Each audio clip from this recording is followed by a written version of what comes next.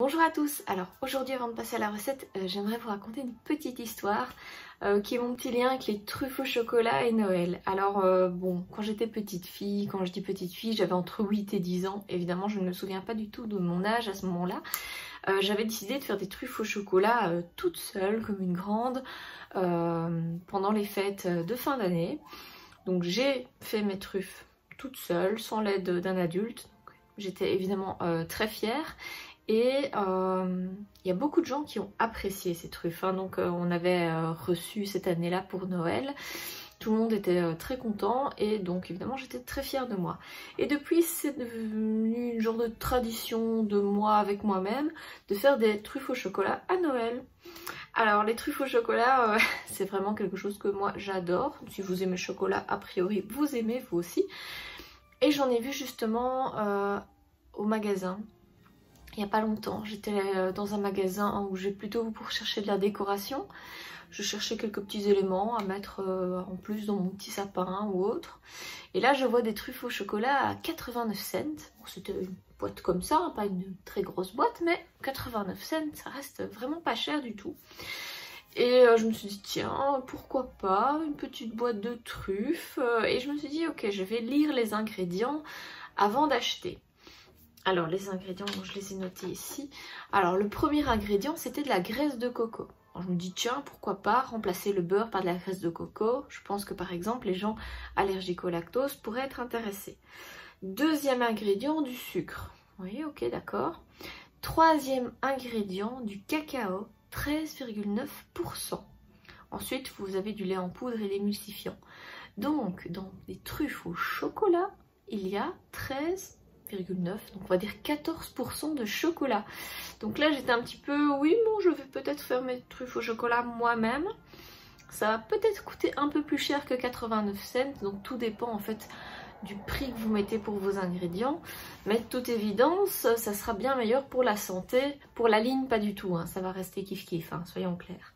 Donc pour mes truffes en chocolat à moi, j'utilise 250 g de chocolat. Alors oui, je sais, dans le chocolat, il y a du sucre.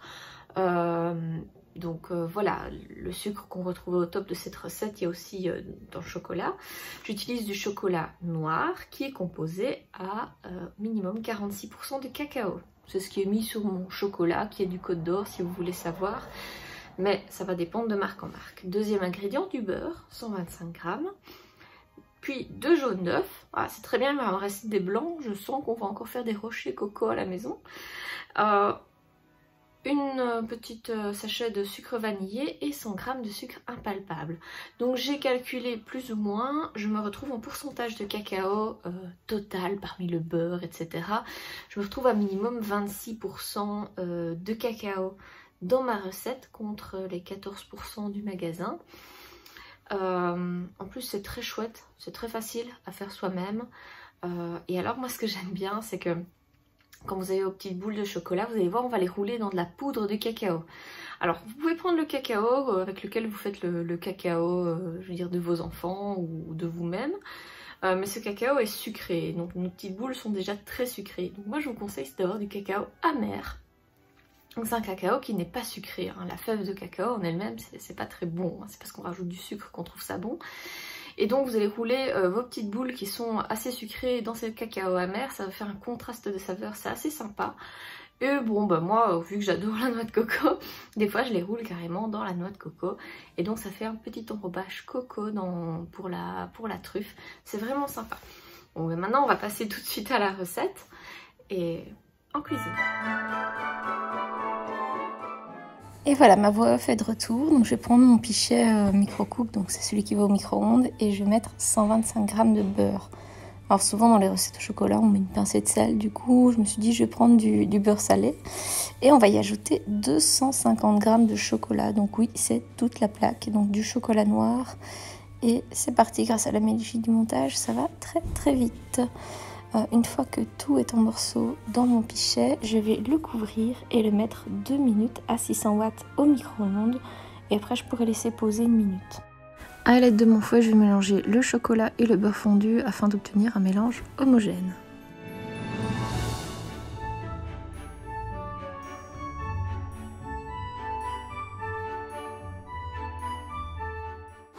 Je vais maintenant ajouter mes 2 jaunes d'œufs. Donc voilà, j'en avais déjà préparé un. Je le mélange et je vais vous montrer, voilà, pour ceux qui sont pas très doués avec la séparation du blanc et du jaune. Moi j'utilise le séparateur d'œufs de l'aide gastronome. Voilà.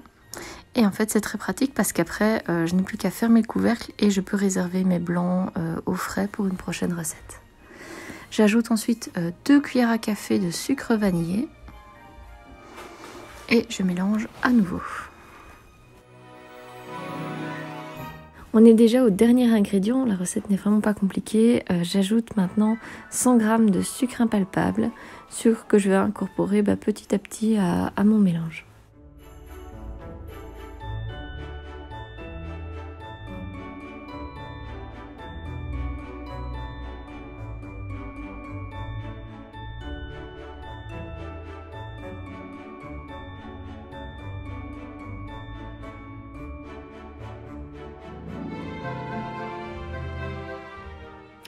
Et voilà, maintenant que votre mélange est terminé, on va le laisser prendre au frais pendant 1 heure au frigo.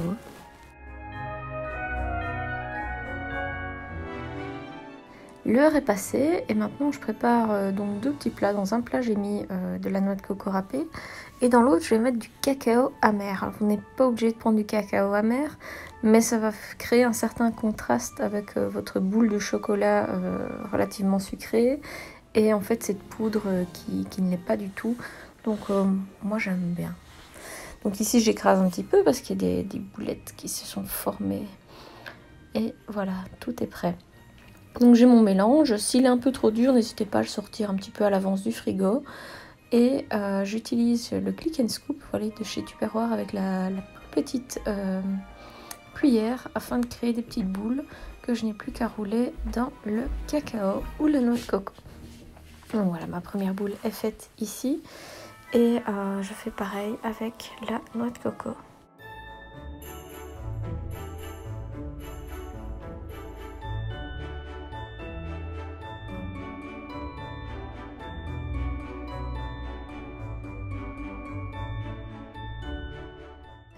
Alors une fois que vous avez pris la main, n'hésitez pas à les faire par 2. Donc là j'en ai mis 2 dans la coco et vous voyez je les roule simplement en agitant le bol.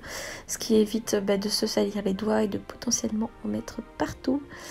Et voilà, nos petites truffes de Noël sont prêtes. Donc vous pouvez les conserver dans une boîte hermétique. Apparemment au frigo on peut les garder 2 à 3 semaines si vous arrivez à ne pas tout manger d'ici là. N'hésitez pas si vous avez apprécié cette recette à laisser un petit pouce sur la vidéo ou à vos abonnés.